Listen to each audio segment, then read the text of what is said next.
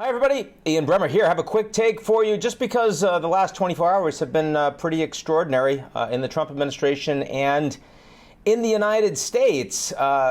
Big news, of course, that former Secretary of Defense Mattis comes out with a public statement basically calling Trump's rule, his actions unconstitutional and unfit for office.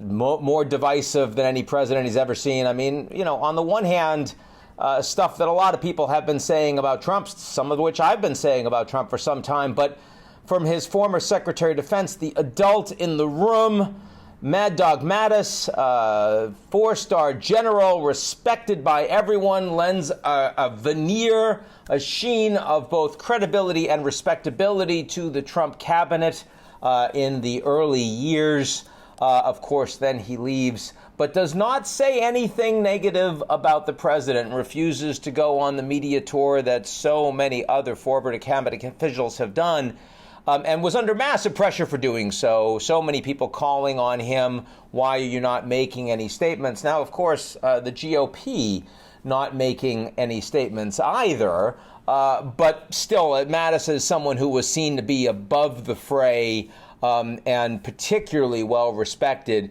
in the middle of a national security crisis with so many protesters on the streets, a fair amount of violence, the police brutality, and the country so incredibly divided. The timing, I think, especially after President Bush made his statement something that President Bush really did not want to do. And I thought a very effective statement, a very unifying statement.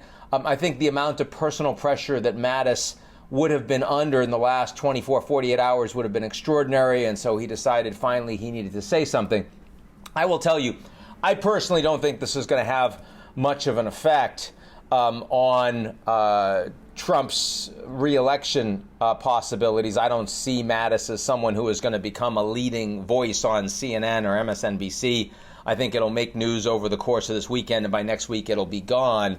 But I do think it's important for people to understand that the national security complex in the United States, including those people that report to the commander-in-chief, are not automatons, and they will not simply do his bidding.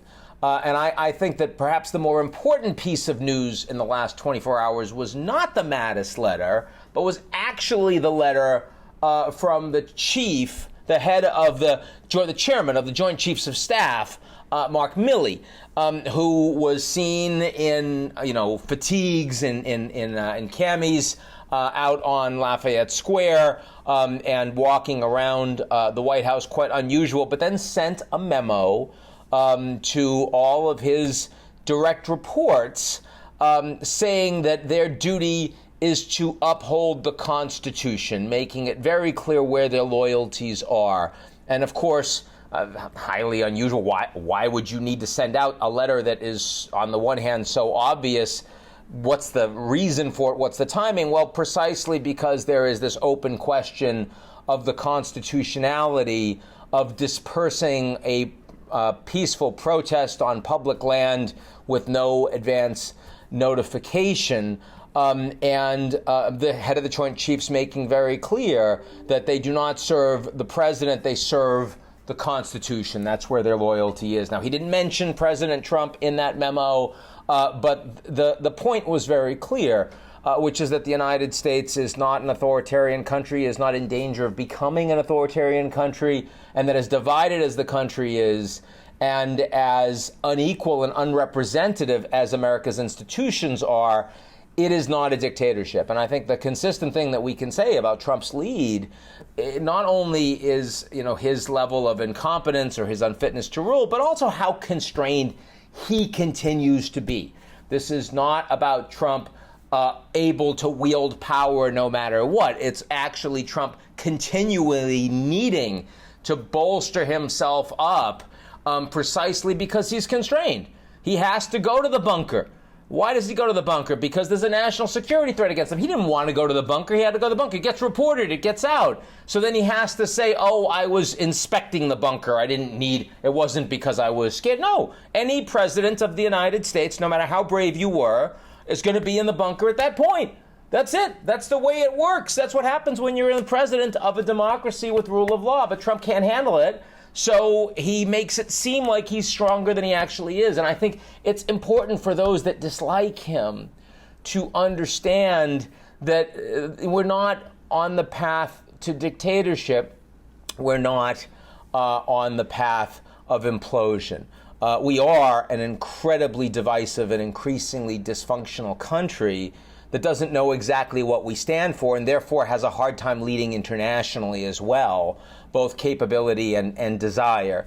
I will say that a bigger part of the problem is what I saw from Republican Senator Murkowski, who came out just in the last few hours and said, I completely support everything Mattis just said. It was overdue, and it was true, it was correct. In other words, yes, the president is unfit. Yes, unconstitutional. Yes, he shouldn't serve. And she also said, and therefore I am struggling mightily with the question of whether or not to support him in November. Now, I mean, you can imagine that's big news, right? A Republican senator saying, I'm struggling with whether or not to support Trump. But that's actually not the news. Actually, the news is that with the exception of Mitt Romney, who usually votes with Trump, but voted against him in the impeachment, the sole Republican vote, no, and who is personally very wealthy, very secure, and has a lot of personal history and enmity towards President Trump.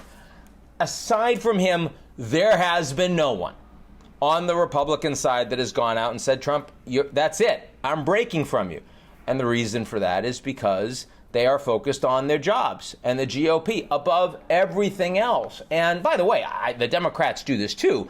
It's just the Democrats don't happen to have a president who is massively unfit. If they did, I suspect they would behave the same way, but they don't.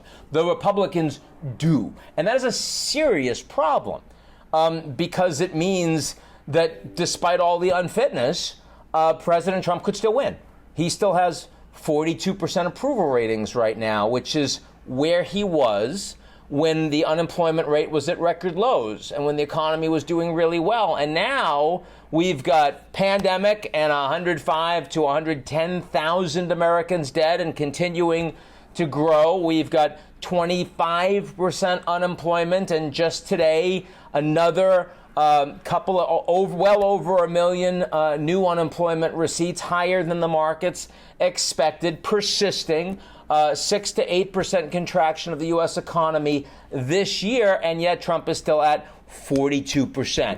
And among Republicans, he's done exceptionally well. He's easily polling consistently high 80s, low 90s with Republican voters in the United States. And that is what drives Senator Murkowski and many others to say, yes, yes, yes, yes, yes, but.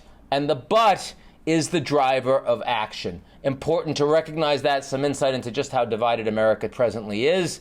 I hope everyone's doing well. Please avoid people. If you can't avoid people, socially distance, wear your masks. My goodness, I completely understand. I'm deeply sympathetic and supportive of all of the protesters that have been out there over the last few days. But please, please, please, not mass gatherings where you can't socially distance. You're putting yourself in danger. And I worry about that. I really hope we don't have a secondary outbreak that leads us to have to shut things down again. So many more people will suffer as a consequence of that. And we know who's going to suffer the worst will be the people that can least afford it, including a lot of the people out there that are protesting. So that's a little bit of inequality and injustice in the world order as we see it right now. I'm Ian Bremmer, and I'll talk to you guys very soon.